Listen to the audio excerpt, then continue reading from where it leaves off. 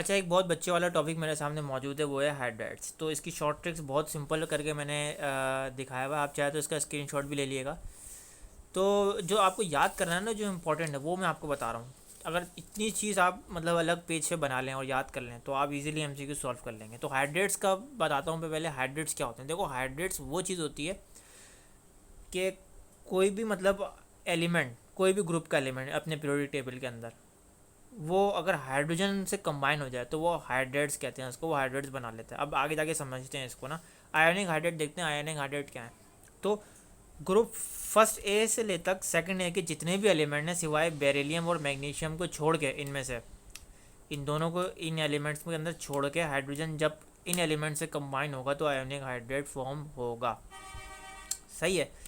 तो अब covalent hydrates क्या चीज़ है? देखो, कोवलेंट हाइड्रेट्स वो चीज़ है जो कि थर्ड ए से ले तक 7 ए के जितने भी एलिमेंट्स हैं, इन एलिमेंट्स के अंदर हाइड्रोजन जब कंबाइन होता है तो कोवलेंट हाइड्रेट, उसको हम कहते हैं कि भाई कोवलेंट हाइड्रेट बन गया।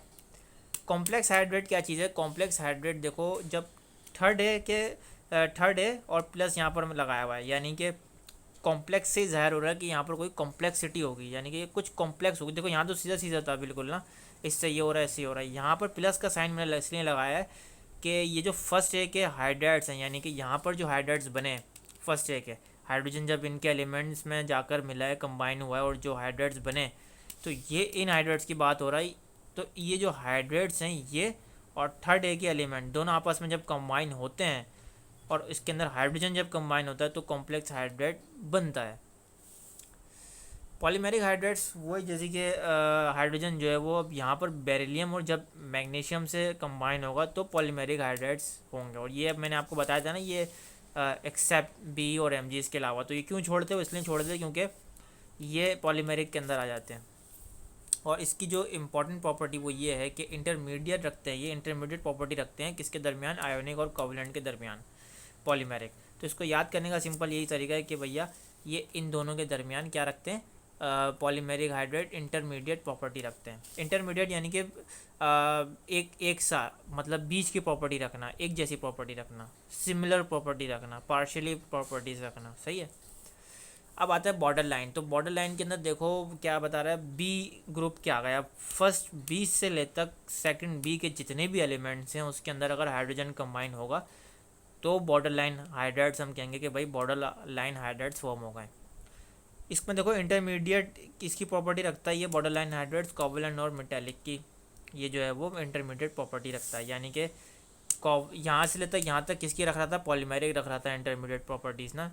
लेकिन अब यहाँ से ले तक ये मेटेलिक हाइड्रेट तक, इन ये और ये कोवलेंट हाइड्रेट और ये दो जो है ना, वो इसके अंदर बॉर्डर लाइन हाइड्रेट के अंदर सिमिलरिटीज़ रखेंगे। ये ज़्यादा अच्छा वर्ड है, ठीक है ना, सिमिलरिटीज़ रखता है। मेटेलिक हाइड्रेट्स की बात करूँ तो इसको सिंपल मैंने कहा है कि ये एक आप याद करें कि इसको इंटरस्टेशियल स्पेसिस भी कहते हैं। कि मेटेलिक, एक फॉर एग्जांपल ये एक लोहा है, ठीक है, ये एक लोहा है, उसके अंदर ये मैंने सुराख कर दिया है। तो ये जो सुराख है उसको हम कहते हैं क्या? Interstitial spaces. लोहे के अंदर सुराख को हम कहते हैं कि इंटरस्पेशियल स्पेसिस हैं। और ये जब इस पे हाइड्रोजन कंबाइन होता है इन तमाम के अंदर तो ये एक मेटेलिक हाइड्रेट बना लेता है। सही है ना। तो अब आपको पता है कि मेटल्स किसके अंदर होते हैं, किस ग्रुप के अंदर होते हैं, तो वो जितने भी ग्रुप्स हैं वो इसके अंदर आ जाते हैं। तो ये जो छोटी छोटी मोटी मोटी बात थी जो कि एमसीक्यूज़ के लिए बहुत इंपॉर्टेंट थी, तो आप इसका अलग से जो है वो स्क्रीनशॉट लेके इसे प्रिपेयर करें नोट्स की शेप में।